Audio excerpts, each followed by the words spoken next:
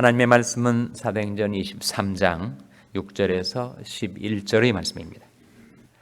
바울이 그 한 부분은 사두개인이요 한 부분은 바리새인인 줄 알고 공회에서 외쳐 가로되 여러분 형제들아 나는 바리새인이요 또 바리새인의 아들이라 죽은 자의 소망 곧 부활을 인하여 내가 신문을 받노라.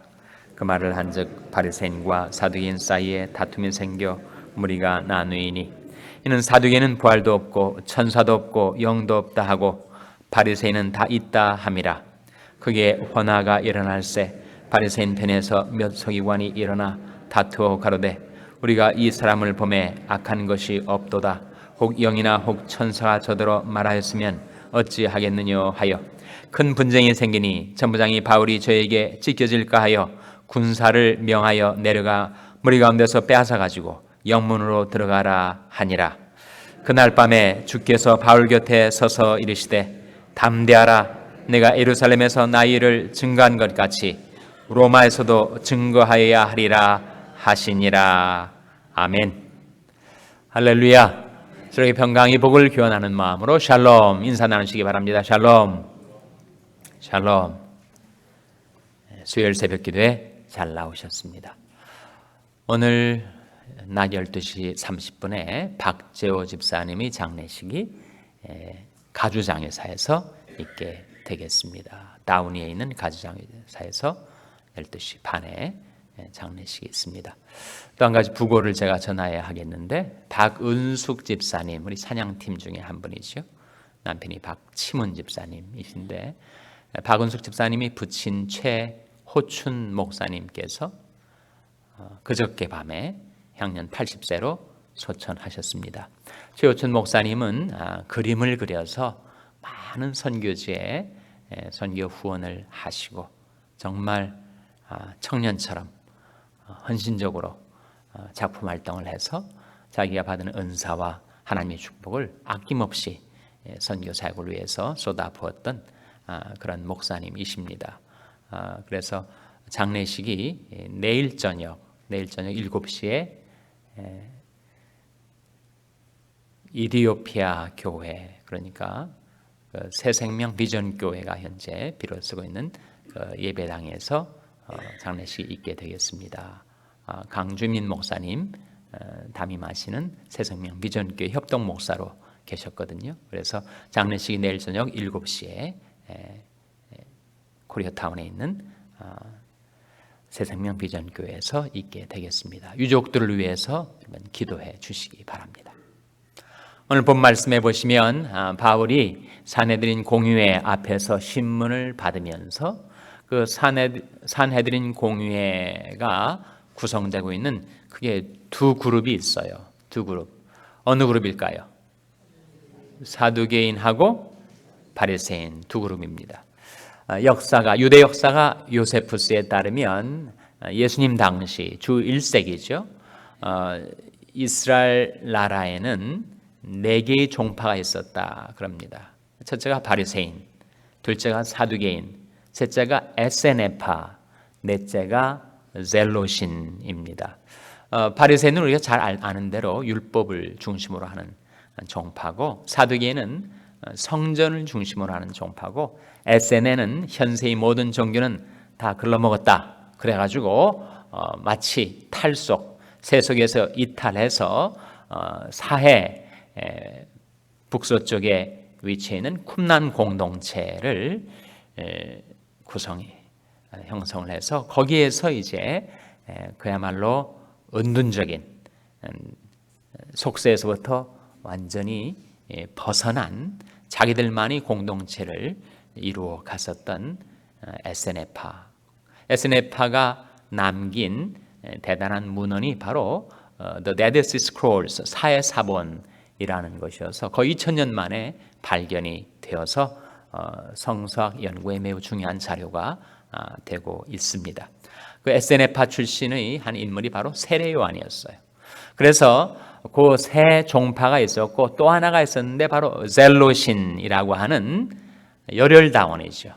로마 식민지하에서 신음하는 이스라엘 나라를 폭력으로라도 구출해내서 다윗 왕국을 재현하려는 그런 혁명가들이 바로 젤롯 당원들이었습니다. 젤롯 당원 중에서도 아주 폭력적인 한 그 소그룹이 있었는데, 그 소그룹은 로마 군인들이 지나면 잠복했다가 단검으로 로마 군인들을 살해하는 그 젤롯 종파 안에서도 또 하나의 아주 열혈 폭력 그룹이 있었는데, 그 그룹 이름이 시카리예요. 시카리. 좀 희한하지 않습니까? 시칼로 자객 처단을, 암살을 하는 그런 종파들이 있었다 하는 거죠. 예수님이 제자 가운데서도 젤롯인 시몬이라는 제자가 주정컨대 바로 열혈 당원 출신인데 예수님을 만나서 예수님의 제자가 되었던 것이죠.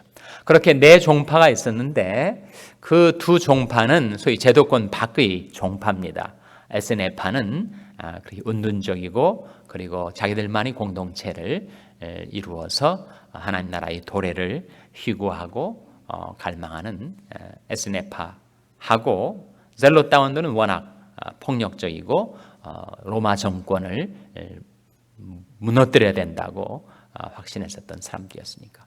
그러니까 이 다른 두 종파, 바리새파와 사두개파가 바로 이스라엘 최고 종교 기구였었던 산헤드린 공회를 주도하는 두 그룹이었어요. 두 그룹 중에서 대제사장들은 사두개파에서 나왔습니다. 그러니까 산헤드린 공회를 사실상 헤게모니를 잡고 있었던 것은 바로 사두개파라고 할 수가 있는데, 이 사두개파가 성전 귀족들입니다. 그리고 세속화되었어요. 성경을 다 믿질 않았습니다. 그래서 그들은, 사두개파들은 부활이 없다, 천사도 없다, 영도 없다, 그런 신조를 지니고 있었어요. 반면에 바리새파들은 다 있다, 성경이 말씀했으니까 그런 입장을 견지했습니다. 8절 같이 읽겠습니다. 8절 말씀 시작. 이는 사두개인은 부활도 없고 천사도 없고 영도 없다 하고 바리새인은 다 있다 함이라. 그랬다는 거예요. 사두개인들은 그들이 누리고 있는 현세가 좋으니까, 비록 로마 정권 아래에 있지만 그들이 사실상의 이스라엘 종교와 문화, 심지어 정치까지 사실상 주도하는 주도 세력이었기 때문에 그들은 현세가 좋았고 세속화되어서 성경대로 다 믿질 않고 천사나 영 또는 부활의 존재를 믿질 않았습니다. 그러나 바리새인들은 워낙 율법에 열심이었었고 성경이 말하는 것들을 그대로 믿었단 말이죠. 근데 바리새인이 그 양 사이에 끼어 있었는데, 바리새인과 사두개인 사이에 바울이 끼어 있었는데, 바울은 어느 종파 출신입니까? 바리새파 아니에요? 자기도 바리새파 가말리엘 문화에서 바리새인 중에 바리새인으로 훈련을 받았고, 자기 아버지도 바리새파 사람이었단 말이죠. 그래서 바울이 그런 말을 합니다.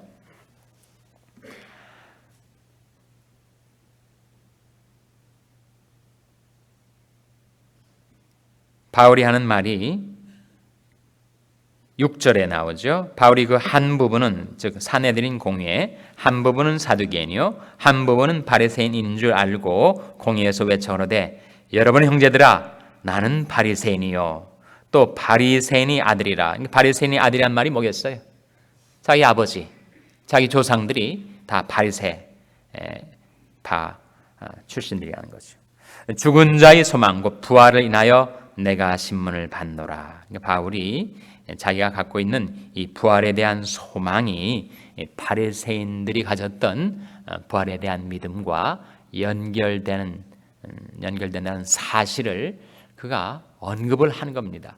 그러니까 이 바울이 이 발언 때문에 산헤드린 공회에서 자중 질환이 일어난 거예요.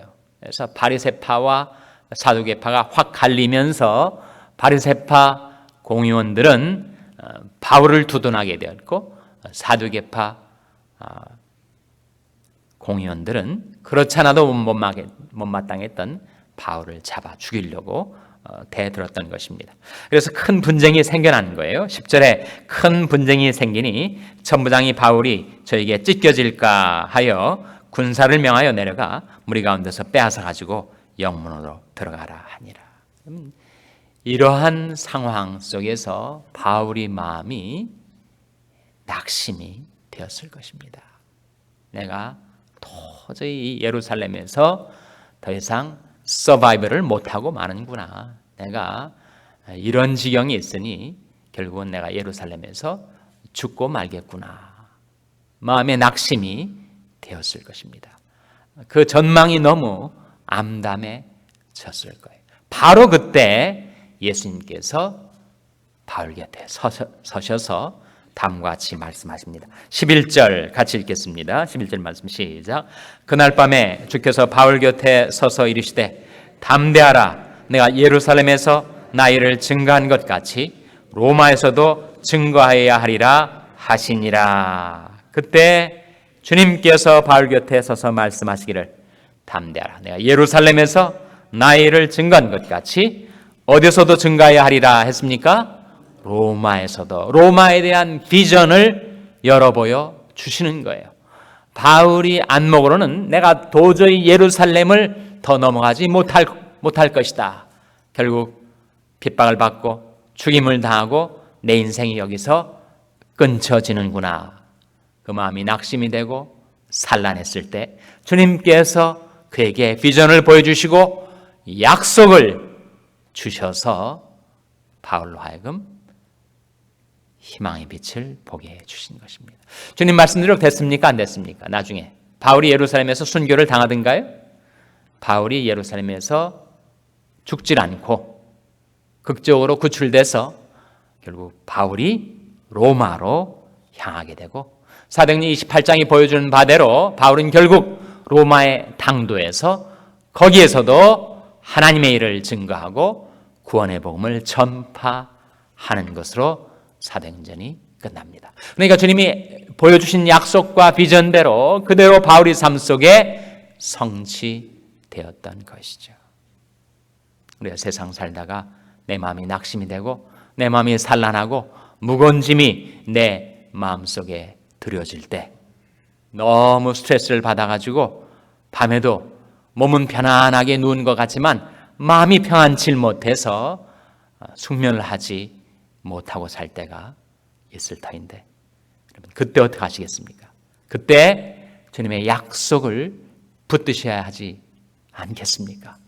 주님의 말씀을 의지하여야 되지 않겠습니까? 그렇지 않으면 우리 심령이 무너져 내리고 맙니다. 내 짐을 여호와께 맡겨버리라. 너를 붙드시고 의인의 요동함을 영영히 허락지 아니하시리로다. 날마다 우리 짐을 지시는 주 곧 우리 구원이신 하나님을 찬송할지로다. 바로에게는 로마에 대한 비전을 보여주셨는데 여러분에게도 하나님께서 말씀을 통하여 주신 약속과 비전이 있을 거 아니겠습니까, 여러분? 그걸 때때로 잊어버리고 사는데 다시 한번 그 약속을 붙드셔야 됩니다. 그 비전을 바라보셔야 됩니다.